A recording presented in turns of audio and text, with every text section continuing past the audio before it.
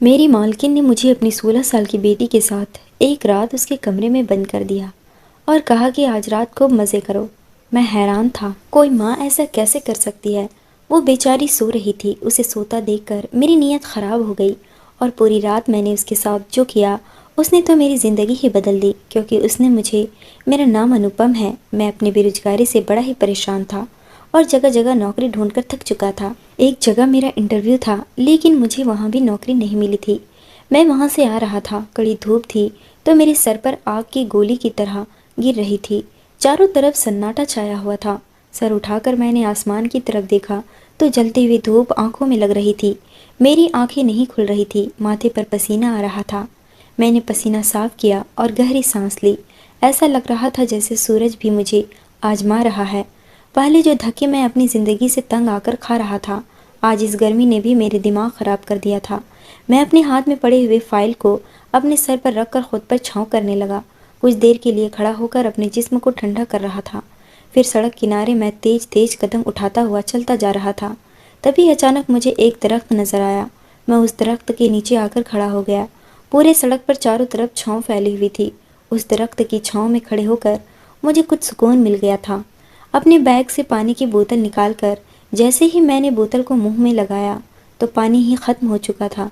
पानी की एक बूंद भी बोतल के अंदर मौजूद नहीं थी। प्यास की वजह से मेरा बुरा हाल हो चुका था। पानी दूर दूर तक कहीं भी मुझे नजर नहीं आ रहा था। प्यास से गला सूखा जा रहा था।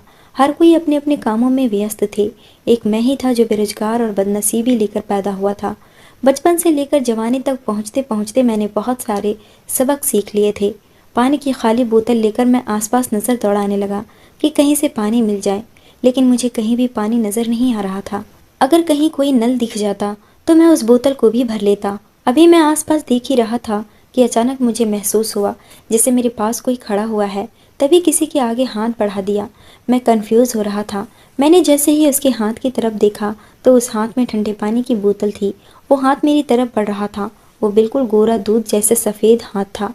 उसमें सोने की एक अंगूठी और चमकीली चमकीली चूड़ियाँ थी। मैंने उस हाथ से सिर्फ सामने की तरफ उठाकर उस इंसान के चेहरे पर डाली तो मैं चौंक गया था। वह एक औरत थी जिसने गुलाबी रंग का सूट पहना हुआ था। वह औरत बहुत ज़्यादा खूबसूरत थी। उसको उम्र 45 साल की रही होगी, लेकिन इतनी उम्र होने के बावजूद भी उसका जिस्म ऐसा था जैसे किसी 20-22 साल की लड़की होता है। उसने अपने आप को बहुत फिट बनाकर रखा था। उसकी आंखों पर एक अजीब सी चमक थी और चेहरे पर मुस्कुराहट आई हुई थी। उसने हाई फाई मेकअप कर रखा था। वह कहने लगी, यह लो पानी पी लो, तुम्हें प्यास लग रही है ना? मैं काफ़ी देर से तुम्हें देख रही हूँ। तुम मुझे कुछ परेशान नज़र आ रहे हो। जैसे तुम्हारे हालात हैं, तुम्हारे हालात को देखकर ऐसा लगता है कि तुम बहुत ही ज़्यादा परेशान होकर आ रहे हो। मैंने भी ठंडे पानी की बोतल को पकड़ा और वहीं पर खड़े होकर पानी पीने लगा। मुझे बहुत तेज़ प्यास लग रही थी। एक ही सांस में मैं वह पानी ख़त्म कर चुका था। मैंने बोतल उस औरत को वापस कर दी। वह इतनी खूबसूरत थी कि आसपास के काफ़ी सारे मर्द उसे घूर घूर कर देख रही थी। वो बड़ी सी गाड़ी में आई हुई थी, देखने में काफ़ी अमीर लग रही थी। उसका हुलिया देखकर लग रहा था कि वो बहुत अमीर और अच्छे ख़ानदान से ताल्लुक़ रखती है। मैंने उस औरत का शुक्रिया अदा किया और उन्हें बताया कि जी मैं यहाँ पास में ही अपने जॉब इंटरव्यू के लिए आया था। काफ़ी टाइम से जॉब के लिए इंटरव्यू दे रहा हूँ, लेकिन जॉब है कि कहीं मिलता ही नहीं है। काफ़ी जगह पर नौकरी के लिए इंटरव्यू दे चुका हूँ, लेकिन हर बार मेरी किस्मत मुझे सिर्फ अंगूठा दिखा देती है। मेरा इतना पढ़ा लिखा होने के कोई फ़ायदा नहीं। फ़िलहाल आपका शुक्रिया। मैंने उस औरत को फिर से शुक्रिया कहा और जल्द से जल्द मैं अपने घर जाना चाहता था, क्योंकि घर जाकर मुझे अपनी बीमार माँ और जवान बहनों के लिए खाने की सब्जी वगैरह लेकर जानी थी। मैं यहाँ से खाना पकाने के लिए कुछ लेकर जाता, तभी मेरे घर में मुझे बना हुआ खाना मिलता था, क्योंकि एक मैं ही था जिसके ऊपर घर की सारी जिम्मेदारी थी।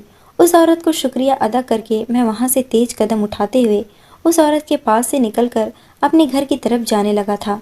पैसे बचाने के चक्कर में मैं ज़्यादा से ज़्यादा पैदल जाता था, क्योंकि रिक्शे में भी काफ़ी पैसे लग जाते थे।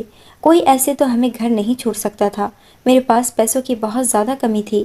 मुझे बहुत सोच समझ कर चलना पड़ता था। अभी मैं भीड़ भाड़ वाली जगह से निकलकर आगे बढ़ा ही था कि मुझे लगा जैसे कोई मेरा पीछा कर रहा है। मैंने पीछे मुड़कर देखा तो वह गुलाबी सूट वाली औरत मेरा पीछा करते हुए आ रही थी। वो मुस्कुराते हुए एक बार फिर मेरी तरफ देखने लगी थी। मैं कुछ समझ नहीं पाया था। मैंने सोचा कि हो सकता है कि इस औरत का घर भी इसी रास्ते पर हो, लेकिन वह पैदल क्यों आ रही थी, यही बात सोचते हुए मैं चल रहा था। फिर वो मेरे बराबर में आकर मेरे कदम से कदम मिलाकर चलने लगी, तो एक सेकंड के लिए मैं रुक गया था। मेरे रुकने पर वह भी रुक गई और फिर स्टाइल बनाकर खड़ी हो गई और मुझे देखने लगी। उस औरत की हरकतें मुझे बहुत अजीब लग रही थी। मुझे तो अब ऐसा महसूस हुआ जैसे वह मेरा ही पीछा कर रही हो। लेकिन इतनी खूबसूरत औरत मेरा पीछा क्यों कर रही थी?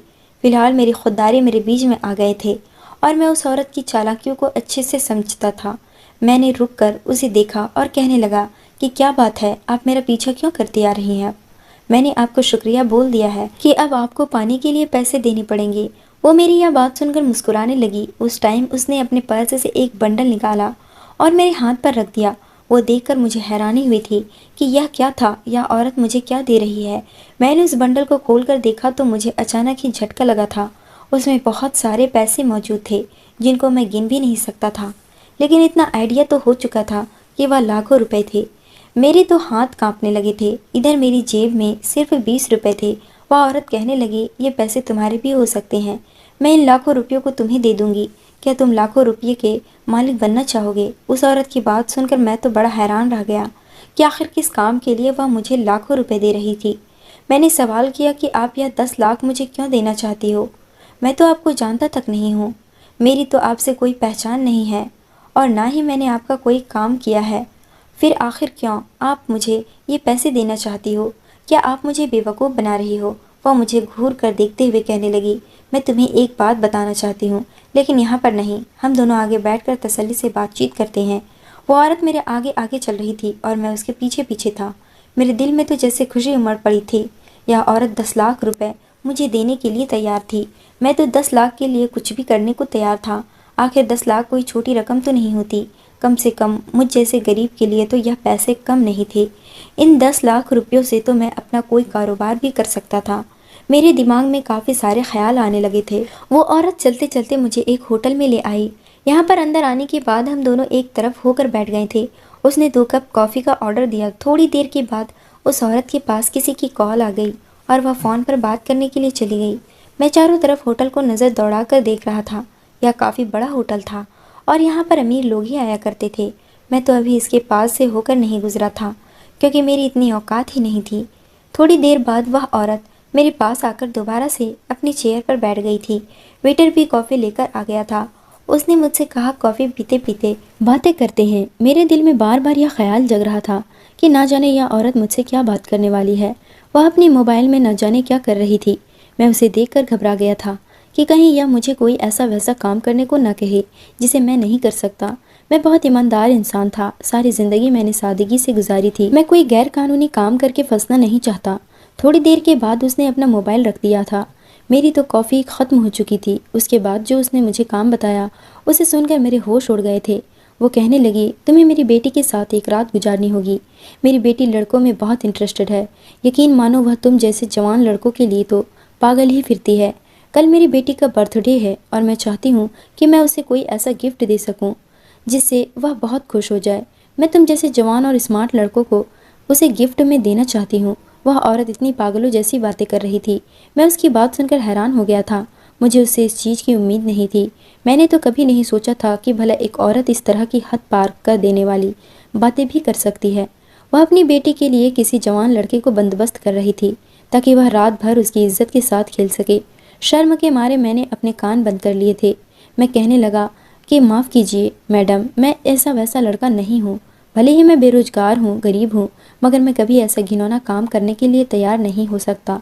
इतनी बात कहकर मैं वहाँ से उठकर जाने लगा कि उसने फिर से वही 10 लाख वाला इन्वेलप मेरे सामने रख दिया और 10 लाख निकालकर उन पैसों को मुझे दिखाने की कोशिश करती थी। उसकी इस हरकत ने तो मुझे मजबूर कर दिया था। मैं भी तो अपनी आने वाली ज़िंदगी संवारना चाहता था और मुझे दूर दूर तक कोई उम्मीद नहीं थी कि कहीं मेरे पास पैसों का बंदोबस्त हो सकता या मेरे पास एक गोल्डन चांस था जिसे मैं एक्सेप्ट कर लेता तो शायद मेरी ज़िंदगी बदल जाती। मैंने उस औरत को देखा जो पैसे हाथ में हिला हिलाकर अपनी अदाएँ दिखा रही थी। वो मुझसे कहने लगी, सोच लो, इसमें तुम्हारा ही फ़ायदा है। एक रात की ही तो बात है और यह एक रात ही तुम्हारी तकदीर बदल सकती है। मुझे तो तुम ज़रूरतमंद लगे, इसलिए मैं सोचा कि मैं तुम्हारी मदद कर देती हूँ। बेटी को लड़कों की कोई कमी नहीं है, सिर्फ एक रात गुजारने के लिए तुम्हें इतने पैसे मिल रहे हैं, फिर इसमें परेशानी वाली क्या बात है? या फिर तुम इस काबिल ही नहीं हो कि तुम किसी लड़की के साथ रात गुजार कर उसे खुश कर सको? यह बात कहकर वो खामोश हो गई और मुस्कुराने लगी थी, जबकि मुझे उसकी इन बातों से कोई बहुत ज़्यादा असर न हुआ था। मैं सोच रहा था कि क्या करूं, क्या नहीं, इस औरत की बात मान लूं या इस औरत से इनकार कर दूं और घर चला जाऊं। घर में भी बहुत ज़्यादा तंगी हुई थी, मेरी माँ भी बीमार है। मुझे कुछ समझ नहीं आ रहा था कि मैं क्या करूं। 2 जवान बहनें भी हैं जिसकी मुझे शादी करनी है। मेरे अलावा मेरी बहनों और माँ का कोई सहारा भी तो नहीं है। हमारा छोटा सा ही घर था। मेरे पापा भी काफ़ी सालों पहले मर चुके थे। मेरी माँ के पास छोटा सा घर के अलावा कुछ भी नहीं था। मेरी माँ ने मुझे जैसे तैसे पढ़ाया लिखाया था, लेकिन फिर भी नौकरी नहीं मिल पा रही थी। मैं तो बेरोजगार ही था। मैंने जल्दबाजी में फैसला कर लिया कि मैं उस औरत की बात मानने के लिए तैयार हूँ और मुस्कुराने लगी थी और कहने लगी, मुझे तुमसे यही उम्मीद थी कि इसमें तुम्हारा ही फ़ायदा है, ये पैसे तुम्हारी तकदीर बदल देंगे। उसके बाद उसने 10 लाख रुपए में से 50,000 एडवांस दिए थे और पैसे देकर कहने लगी, ये लो तुम्हारा एडवांस, जाओ जाकर ऐश करो, बाकी के बचे हुए पैसे मैं तुम्हें काम होने के बाद दूंगी। वो 50,000 ले ली। वो 50,000 लेकर अपने घर की तरफ चला आया था। उस औरत ने मुझे अपना मोबाइल नंबर और घर का एड्रेस दे दिया और बता दिया था कि मुझे किस दिन किस टाइम उसके घर पर जाना है। मैं अपने घर गया तो मैं बाजार से खाना लेते हुए चला गया था, क्योंकि मुझे घर लौटते हुए काफ़ी देर हो गई थी, इसलिए मैं होटल से ही खाना लेकर चला गया था।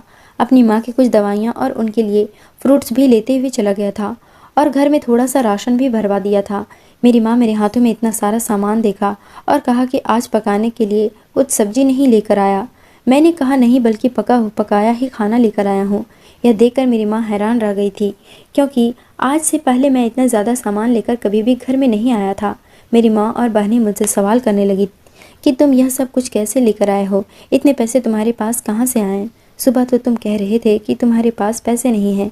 अपनी माँ की बात सुनकर मैं थोड़ा सा घबरा गया था। माँ तो माँ होती है और माँ के सामने मैं क्या झूठ बोल सकता था।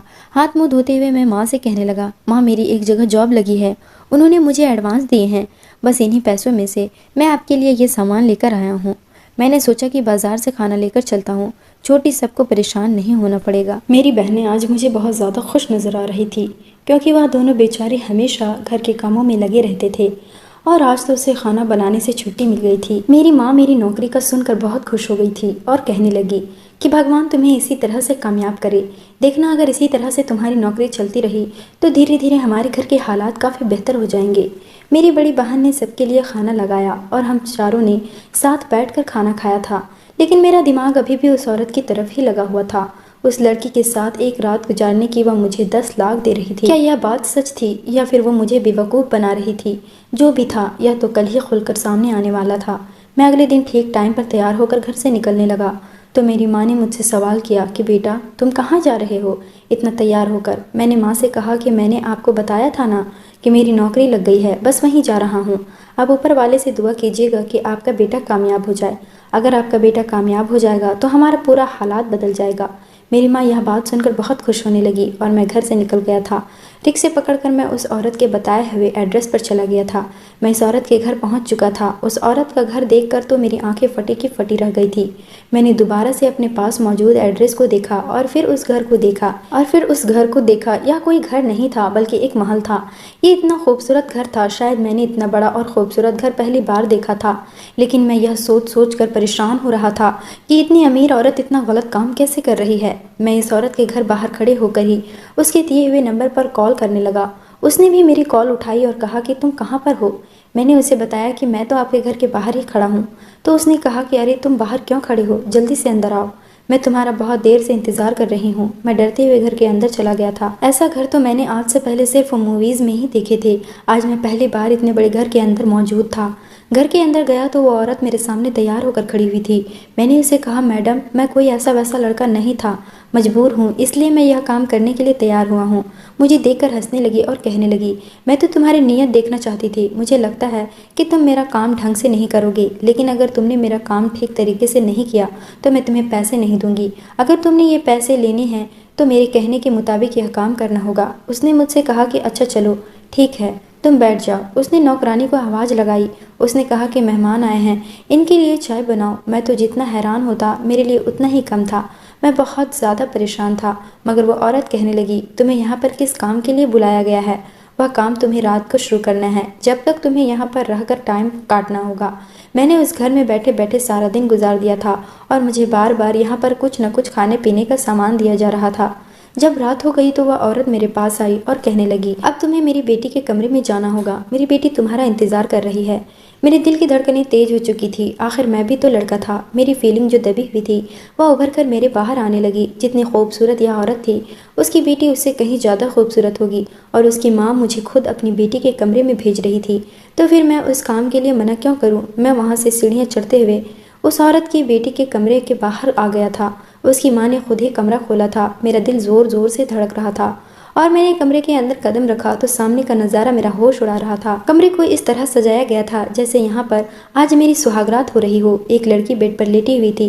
वो लड़की बहुत ज़्यादा खूबसूरत थी। इतनी ज़्यादा खूबसूरत लड़की को मैंने आज से पहले कभी नहीं देखा था।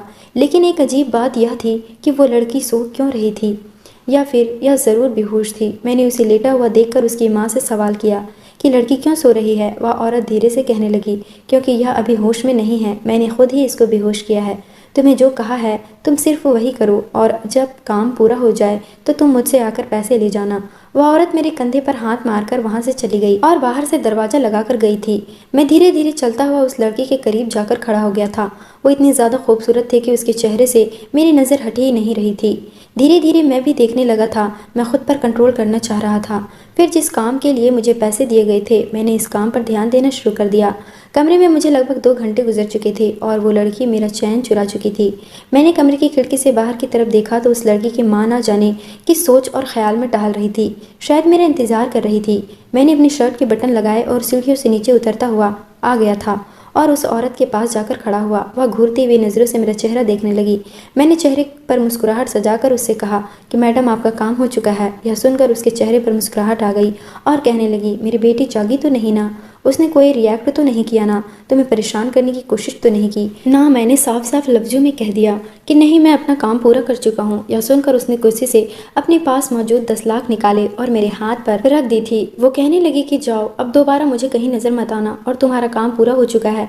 यह भी ध्यान रखना कि इस बारे में किसी को भी बताने की जरूरत नहीं है, वरना तुम जानते ही हो कि मैं तुम्हारा क्या हाल करूंगी। और तो और इस काम में तुम पर भी इल्ज़ाम आएगा। मैं उस औरत की हर बात को सुनकर वहाँ से निकल गया था। बैठे बिठाए मुझे 10 लाख मिल गए थे। मेरे लिए बहुत खुशी की बात थी।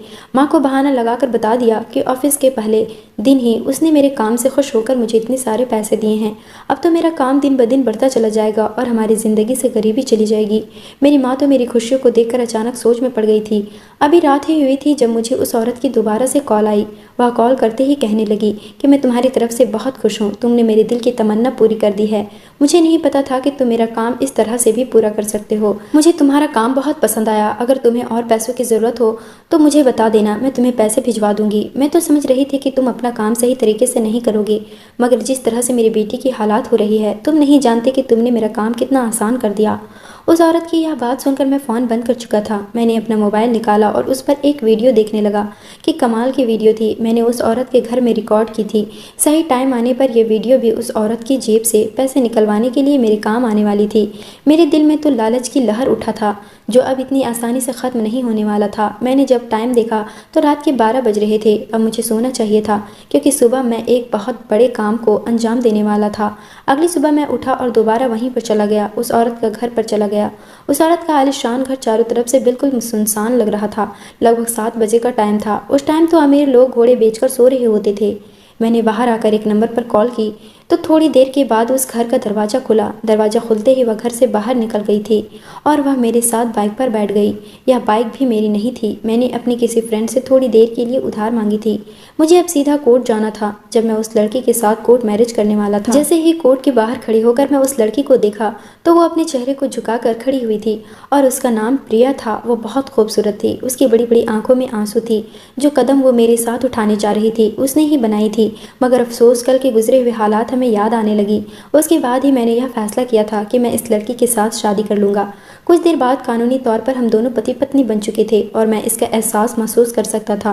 वो बेचारी बहुत ज़्यादा परेशान थी, उसके पूरे जिस्म काँप रहा था। वह बिल्कुल खामोश थी और उसकी आंखों पर बार बार नम हो रही थी। जब उसने कोर्ट मैरिज के पेपर पर साइन किए थे, वो बेचारी फूट फूट कर रो रही थी। साइन करना भी तो बहुत ज़रूरी था। कल रात जब मैं कमरे में गया था और जब वह औरत कमरा बंद करके वहाँ से चली गई थी, तो मैंने 1000 बार उस लड़की को देखा। वो लड़की बहुत खूबसूरत थी, किसी फिल्म की हीरोइन से कम नहीं लग रही थी। मेरी नज़र उसकी खूबसूरती से हट नहीं रही थी। उसकी खूबसूरती को देखकर मैं हैरान हो गया था। कोई भी लड़का उसका फ़ायदा उठाने के लिए पूरी तरह से तैयार हो जाता, मगर उसके चेहरे पर एक अजीब सी मासूमियत मुझे नज़र आ रही थी। उसकी शराफत देखकर मेरा दिल मुझे गलत काम करने से रोक रहा था। मैं भी तो बहुत ज़्यादा मजबूर था। अब मुझे पैसों की ज़रूरत थी। मैं वहाँ कंफ्यूज हो गया था। मैं कमरे में इधर उधर टहल कर सोच रहा था कि भगवान मुझे कोई सही रास्ता दिखा दे कि मैं कुछ गलत भी ना कर सकूं और मुझे पैसे भी मिल जाए। अभी भी यही सब कुछ सोच रहा था कि अचानक टेबल पर एक डायरी रखी हुई नजर आई। डायरी के ऊपर कुछ बना हुआ था जो बहुत ज़्यादा खूबसूरत थी। शायद उस लड़की ने अपने हाथ से बनाया था। मैं डायरी को खोला और पढ़ने के लिए बैठ गया। उस डायरी में उस लड़की की पूरी कहानी लिखी हुई थी और उसकी ज़िंदगी की हर खुशी गम भी लिखी हुई थी। उस डायरी में लिखा हुआ था कि यह औरत मेरी सौतेली माँ है, जिसने सबको यह साबित किया हुआ है कि मैं पागल हूँ और यह मुझे पागल साबित करके इस घर से निकाल देना चाहती है। मैं अपनी सौतेली माँ से तंग आ चुकी हूँ। मैं ऐसी जिंदगी गुजार रही थी जहाँ पर मेरे अपने ही मुझ पर जुल्म कर रहे थे। यह औरत मुझे मेरे पापा की नज़रों में गिराने के लिए तैयार रहती है। मेरे पापा मुझसे नाराज रहने लगे हैं। उन्हें भी यही लगता है कि मैं पागल हूँ और पागलों जैसी हरकत करने लगी हूँ, लेकिन मैं पागल नहीं हूँ। मैं तो बिल्कुल ठीक हूँ। यह औरत मुझे घर से निकाल कर मेरे हिस्से की जायदाद अपने नाम करवाना चाहती है। और उस डायरी में बहुत सी बातें लिखी हुई थी जिन्हें पढ़कर मेरे दिल दहल गया था। उस लड़की ने लिखा हुआ था कि मेरी सौतेली माँ मेरे साथ काफ़ी कुछ कर चुकी है। अब मेरे अंदर जीने की चाहत ख़त्म हो गई है। अब आगे अगर इसने मेरे साथ कुछ भी गलत करने की कोशिश की और मेरे पापा की नज़रों में गलत साबित की, मैं खुदकुशी कर लूँगी। उस लड़की की कहानी में बहुत दर्द था और बचपन से बहुत परेशान थी। मुझे उस लड़की पर बहुत तरस आ रहा था और उसकी सौतेली माँ थी कि उसने मुझे जो काम दिया था, मैं उस औरत का चाल समझ चुका था कि उसकी सौतेली माँ उस पर गलत इल्ज़ाम लगाकर उसे बदनाम करना चाहती थी ताकि वह अपने पापा की नज़रों में गिर जाए और उसका पापा अपनी बेटी को अपनी जायदाद से निकाल दे। भले ही मैं उस औरत का काम करने के लिए तैयार हो गया था, लेकिन मेरी ईमानदारी मुझे उसके साथ यह सब करने से रोक रही थी। मगर वो बेखबर सो रही थी। हो ना हो उसकी माँ ने ज़बरदस्ती उसको बेहोश किया है ताकि जब उसको होश आए तो उसे लगे कि उसकी इज्जत लुट चुकी हो। लेकिन यह औरत इस बेचारी के पीछे पड़ी हुई थी और वह जैसी भी थी उसकी माँ थी और फिर एक औरत भी थी, दूसरी औरत की इज्जत ख़राब करने के लिए तुली हुई थी। मैंने उस लड़की के साथ कुछ भी गलत ना करने का फैसला कर लिया था और फिर मैंने सोचा कि मैं इसे जगाने की कोशिश करता हूँ। कई बार मैंने उसे जगाने की कोशिश की मगर वो जाग ही नहीं रही थी। कुछ ही देर बाद बार बार आवाज़ देने की वजह से उसे होश आ चुका था। जैसे ही वह होश में आई उसने अपने कमरे के चारों तरफ देखा और फिर मुझे देखा तो वो बहुत घबरा गई और रोने लगी। कहने लगी कि तुम कौन हो और यहाँ मेरे कमरे में क्या कर रहे हो। वह चीख कर मुझसे दूर हट गई। उसकी आवाज़ भी उसकी जैसी ही प्यारी थी। उसे तसल्ली देते हुए कहने लगा, तुम्हें डरने की ज़रूरत नहीं है, मैं तुम्हें सब कुछ बताता हूँ, मैं कोई गलत इंसान नहीं हूँ। उसके बाद मैंने उसे वो सब कुछ बता दिया जो मुझे उसकी माँ ने मुझे उसके साथ करने के लिए कहा था और उसके बदले में मुझे 10 लाख देने का वादा भी किया था। यह सुनकर तो उसको अपने कानों पर यकीन नहीं हो रहा था। वह अपने हाथों में अपने चेहरे को छुपाकर फूट फूट कर रोने लगी। कहने लगी, मुझे पता था कि मेरी सौतेली माँ बहुत घटिया औरत है, लेकिन मुझे यह नहीं पता था कि वह एक औरत होते हुए भी इस हद तक भी गिर सकती है। वो मुझे अपने बारे में बताते हुए कहने लगी, जब मैं 10 साल की थी मेरी माँ की एक बीमारी में मौत हो गई थी। मैं अपनी माँ पापा की इकलौती बेटी थी। मेरे माँ पापा पर जान निछावर करती थी। हमारे पास किसी चीज़ की कोई कमी नहीं थी। मेरे पापा ने मेरे जन्म के बाद ही यह बंगला मेरे नाम कर दिया था और बाकी जो प्रॉपर्टी थी वो मेरे पापा ने मेरी माँ के इलाज पर ख़त्म कर दी थी, क्योंकि वो मेरी माँ को हर तरह से बचाना चाहते थे। उन्होंने पैसे को पानी की तरह बहाया था, लेकिन फिर भी मेरी माँ नहीं बच सकी। फिर एक दिन मेरी माँ हमें इस दुनिया से छोड़कर चली गई। उसके बाद मेरे पापा ने मेरी माँ की मौत के गम को अपने दिल से लगा लिया और वो इसी गम में बर्दाश्त होते चले गए। उन्होंने अपने बिजनेस पर भी कोई ध्यान नहीं दिया। यह बंगला मेरे नाम है, मैं इस बंगले की मालकिन थी और मैं भी अपने आप को बहुत अकेला महसूस करने लगी थी। मुझे पढ़ाई भी करनी होती थी, लेकिन कुछ बातें ऐसी होती है कि एक मर्द सिर्फ अपनी बीवी से कर सकता है। मैं अपने पापा का भरपूर ख्याल रखती थी, मगर फिर भी अपनी पढ़ाई में बिजी होने की वजह से मैं अपने पापा के साथ ज़्यादा वक्त नहीं गुजार पाती थी। मेरे पापा को उनके रिश्तेदारों ने समझाया कि उन्हें दूसरी शादी करनी चाहिए। सबके समझाने पर पापा ने दूसरी शादी कर ली। अब मेरी उम्र 16 साल हो गई थी और मैं धीरे धीरे जवान होने लगी थी। मेरी सौतेली माँ मेरे पापा के दोस्त की बहन थी और ये तलाकशुदा थी। इस औरत के पति ने उसे तलाक देकर घर से निकाल दिया था। मेरे पापा ने उसे शादी करके इसे हमारे घर में सहारा दिया। मेरे पापा को लगता था कि यह औरत मेरे पापा और उसकी बेटी का बहुत ख्याल रखेगी। मुझे भी अपने पापा की दूसरी शादी से कोई ऐतराज नहीं था, क्योंकि मैं सोचती थी इस तरह से मेरे पापा का अकेलापन दूर हो जाएगा और मुझे भी माँ का प्यार मिल जाएगा। लेकिन इस औरत ने इस बंगले में आने के बाद एक मेरे खिलाफ चाल चली, क्योंकि यह अच्छे से जानती थी कि इस बंगले के अलावा मेरे पापा के पास और कोई प्रॉपर्टी नहीं है, क्योंकि जो बची खुची प्रॉपर्टी थी वह काफ़ी सालों पहले मेरी माँ के इलाज में बिक चुकी थी। अब जो कुछ भी था वह यही है। मेरे पापा का बिजनेस बहुत अच्छा है, वह काफ़ी पैसे कमाते हैं। उन्होंने दूसरी शादी करने के बाद अपने बिजनेस पर दोबारा से ध्यान देना शुरू कर दिया था। लेकिन इस औरत को हमेशा यही बात बर्दाश्त नहीं होती कि यह बंगला मेरे नाम क्यों है। हालांकि वह अब मेरे पापा की बीवी बनकर इस घर में आ गई थी, तो यह बंगला उसके नाम होना चाहिए था। मैं उसको अपनी माँ समझकर उसके करीब जाती थी, लेकिन वह औरत हर बार मुझे धुतकार देती थी। मेरे पापा के सामने तो ऐसे रिएक्ट करती थी जिसे मुझसे बहुत प्यार करती है, लेकिन उसके पीछे मुझ पर जुल्म करती थी। मुझे खाना नहीं देती थी। मैं बहुत ज़्यादा परेशान रहने लगी थी।